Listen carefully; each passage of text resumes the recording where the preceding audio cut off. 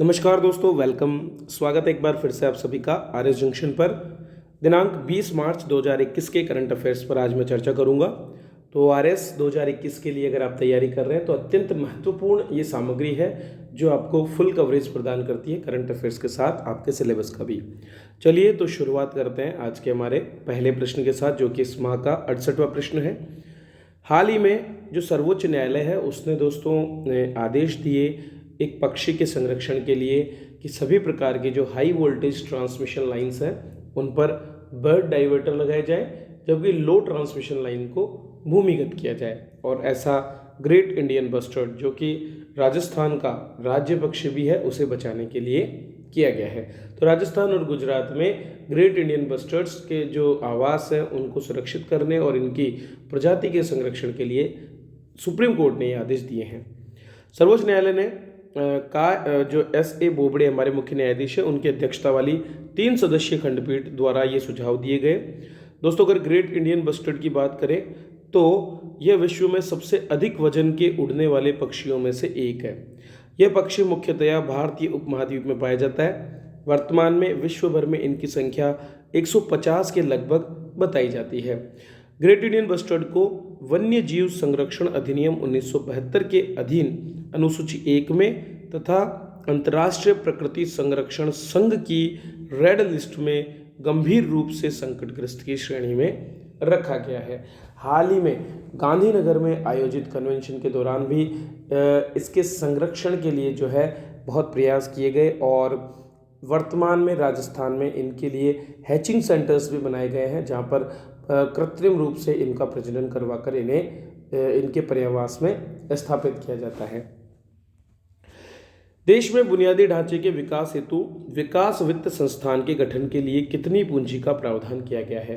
तो दोस्तों, जो हमारा एक बेसिक इंफ्रास्ट्रक्चर है उसको विकसित करने के लिए देश में एक विकास वित्त संस्थान डेवलपमेंट फाइनेंशियल इंस्टीट्यूट जो है, डेवलपमेंट फाइनेंस इंस्टीट्यूट DFI का स्थापना की जाएगी और इसके लिए 20,000 करोड़ रुपए दिए जाएंगे।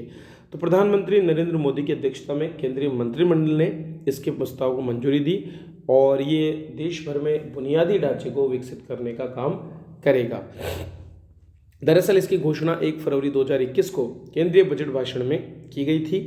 इस घोषणा के बाद राष्ट्रीय अवसंरचना पाइपलाइन अर्थात नेशनल इंफ्रास्ट्रक्चर पाइपलाइन के तहत कुल 7,000 परियोजनाओं की पहचान की गई है, जिनके लिए सरकार 2020 से 25 की अवधि के लिए 111 लाख करोड़ रुपए के निवेश को पूरा करेगी।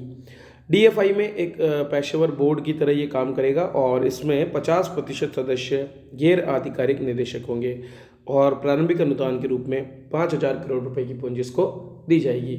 ये अलग अलग मार्केट फील्ड से जो है पैसा लेने का प्रयास करेगा, जिसमें पेंशन और बीमा क्षेत्र भी सम्मिलित है।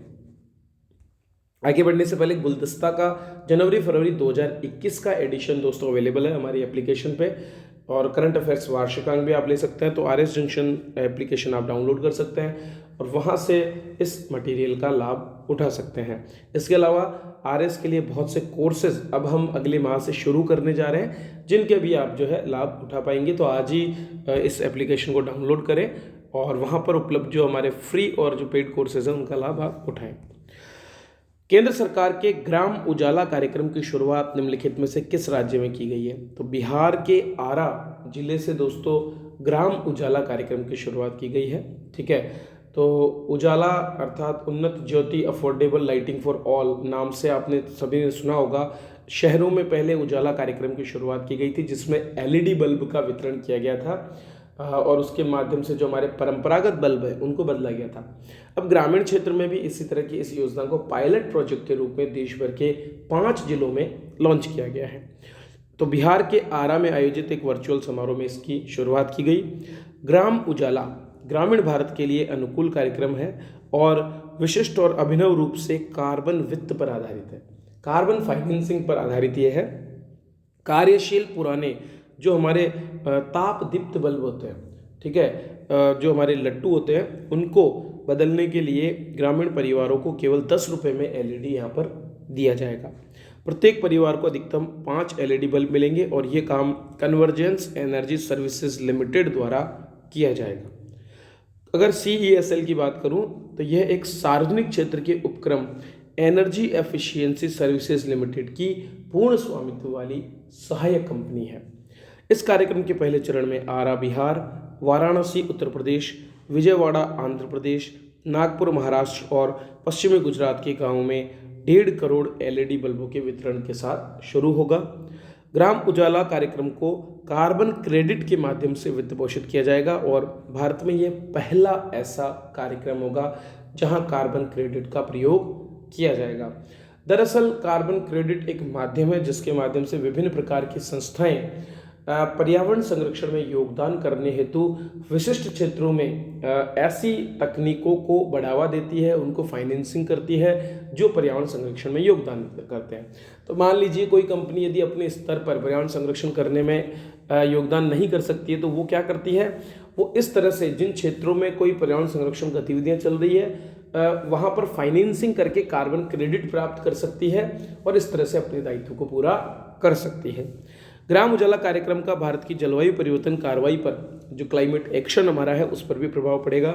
इससे वर्ष 2025 इससे प्रतिवर्ष 2025 मिलियन किलोवाट घंटा ऊर्जा की बचत होगी और प्रतिवर्ष 1.65 मिलियन टन कार्बन डाइऑक्साइड की भी कमी होगी। निम्नलिखित में से किस सार्वजनिक उपक्रम को 11वें CII राष्ट्रीय HR ह्यूमन रिसोर्सेज उत्कृष्टता पुरस्कार 2020-21 में रोल मॉडल पुरस्कार दिया गया है? तो दोस्तों NTPC अर्थात नेशनल थर्मल पावर कॉरपोरेशन पहला ऐसा सार्वजनिक उपक्रम बन गया है जिसे इस पुरस्कार से नवाजा गया है। विद्युत मंत्रालय के इस सार्वजनिक उपक्रम NTPC लिमिटेड को राष्ट्रीय HR उत्कृष्टता पुरस्कार 2020-21 वितरण समारोह में रोल मॉडल पुरस्कार दिया गया। भारतीय उद्योग परिसंघ जो है उसके द्वारा ये पुरस्कार दिया जाता है मानव संसाधन के क्षेत्र में। CII राष्ट्रीय HR उत्कृष्टता पुरस्कार की शुरुआत के बाद ये मात्र दूसरा अवसर है जब किसी संगठन को ये पुरस्कार मिला है, जबकि NTPC एकमात्र सार्वजनिक उपक्रम है जिसे ये पुरस्कार दिया गया है। NTPC लिमिटेड को पहले राष्ट्रीय ताप विद्युत निगम के नाम से जाना जाता था और ये भारत की सबसे बड़ी विद्युत उत्पादक कंपनी है। 2016 तक ये विश्व की 2000 सबसे बड़ी कंपनियों में 400वें स्थान पर थी। मई 2010 में इसे महारत्न कंपनी का दर्जा मिला और बॉम्बे स्टॉक एक्सचेंज में ये रजिस्टर्ड है जिसमें भारत सरकार की हिस्सेदारी लगभग 90% के करीब है। इसकी स्थापना 7 नवंबर 1975 को हुई थी और इसने वर्तमान में अपनी 50,750 मेगावाट क्षमता स्थापित की है जिसमें कोयला आधारित 19 और गैस आधारित 7 संयंत्र सम्मिलित हैं। संयुक्त उद्यम के तहत 9 स्टेशन कोयला आधारित है और 11 अक्षय ऊर्जा परियोजनाएं भी है। तो आने वाले समय में ये 2032 तक अपनी 30% परियोजनाओं को अक्षय ऊर्जा पर अर्थात नवीकरणीय ऊर्जा पर आधारित करना चाहता है। चलिए दोस्तों अंतर्राष्ट्रीय स्तर के एक प्रश्न की बात करते हैं। हाल ही में एक झील में दुनिया के सबसे बड़े डीप वाटर टेलीस्कोप की स्थापना की गई और यह बैकॉक झील में तो रूस की दुनिया की सबसे गहरी बैकोल झील में इसे स्थापित किया गया है। 13 मार्च को 2015 से ही इसका निर्माण चल रहा था और इसे न्यूट्रिनो की खोज करने के लिए डिज़ाइन किया गया है। टेलीस्कोप को बेकाल GVD नाम दिया गया है और ये बेकाल झील के किनारे से 4 किलोमीटर की दूरी पर 750 से 1300 मीटर की गहराई तक डूबा हुआ एक उपकरण है। बेकाल टेलीस्कोप आइस क्यूब का प्रतिद्वंदी है। आइस क्यूब क्या है? आइस क्यूब भी एक टेलीस्कोप है जो दक्षिण ध्रुव पर स्थित अमेरिका अनुसंधान स्टेशन पर अंटार्कटिका बर्फ के नीचे एक न्यूट्रिनो वेधशाला है और न्यूट्रिनो की खोज वहाँ पर कर रही है। बेकाल दुनिया भर में मात्रा के हिसाब से सबसे बड़ी ताजे पानी की झील है और इसमें लगभग 22 से 23% पानी जो ताज़ा सतह का पानी है वो सम्मिलित है। यह झील 1642 मीटर की गहराई वाली है और दुनिया की सबसे गहरी झील भी है और इसकी इन्हीं विशेषताओं की वजह से 1996 में इसे विश्व धरोहर के रूप में भी नामित किया गया है। तो ये है दोस्तों गिने चुने 5 प्रश्न जो मैं आपके लिए लाया। आपके लाइक्स और शेयर बहुत कम आ रहे हैं तो दोस्तों इसमें कंजूसी ना करें, लगातार लाइक और शेयर को करते रहें ताकि हम ज़्यादा से ज़्यादा मात्रा में जो है आपको इस तरह का मटेरियल और उपलब्ध करवाते रहें। चलिए इसी के साथ मैं आपसे विदा लेता हूँ। मिलते हैं अगले वीडियो में। वीडियो देखने के लिए आप सभी का बहुत बहुत धन्यवाद।